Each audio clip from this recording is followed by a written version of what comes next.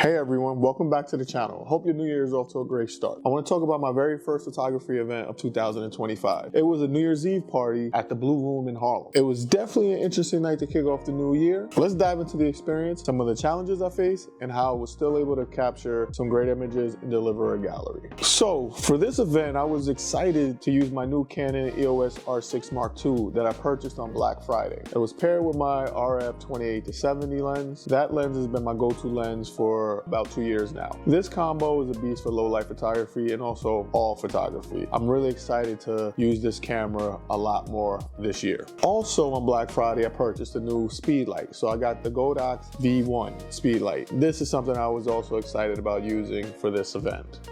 Now let me set the scene a little bit. I was really excited about this venue because it was a 2-floor venue and the top floor was nice with white ceiling. Now white ceilings are perfect for balancing flash. There was also this cool blue light, hence the name the Bleu Room. The blue light added a nice touch and made the ambient light very special. The light gave it a little classy, elevated feel. Downstairs, however, was complete opposite. The ceilings were dark and black, which means I had to use direct flash more when capturing images. So that was more of a challenge. However, I still made the most of what I was given.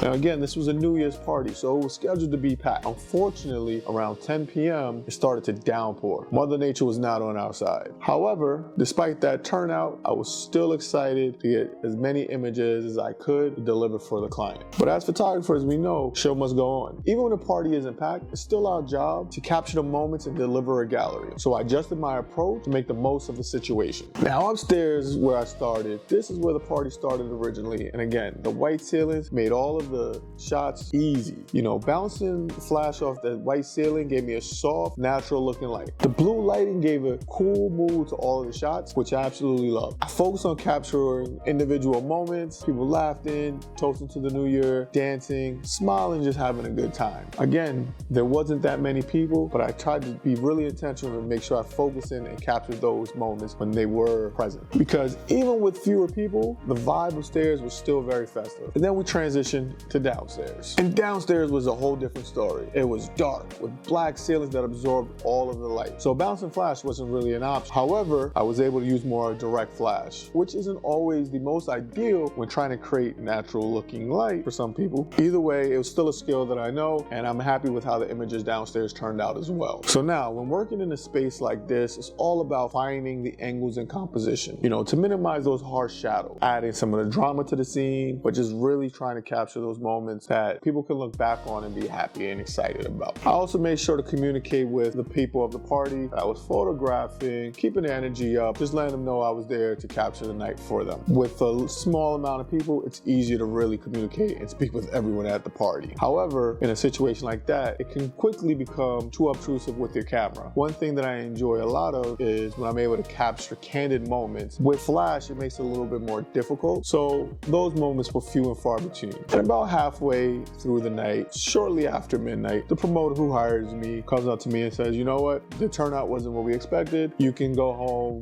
when you're ready. And I was like, you know what, thank you, I did my best to capture what I get, I'll deliver them to you in the morning. Thank you for giving me the opportunity, and hopefully we work together again. So we just shook hands and went our separate ways. So I stayed a little bit longer, made sure I captured a few more images just to fill out the gallery a little bit more. And overall, I was very happy and pleased. Because in the end, I was still able to capture some moments despite the challenges. It just goes to show you that even when things don't go as planned, there's always an opportunity to create something magical or meaningful. So just taking advantage of the opportunity that's in front of you, whether it's a packed party with hundreds of people or less than 30, there's still opportunity, and you have to be able to make the most of those situations as a photographer. So that's how I kicked off my 2025. It wasn't the biggest party that I photographed, but it was still a valuable experience. I got to test out my new gear, adapt to different lighting conditions, and practice finding moments in a more intimate setting. If you face any similar challenges to this, please let me know in the comments below. And if you're new here, please like, subscribe, and turn the bell on. I plan on posting more recaps of my events throughout the year. My goal to continue growing and sharing my experiences as a photographer. My name is Anthony. I'll speak to you guys soon. Thank you for watching. Peace and love. One.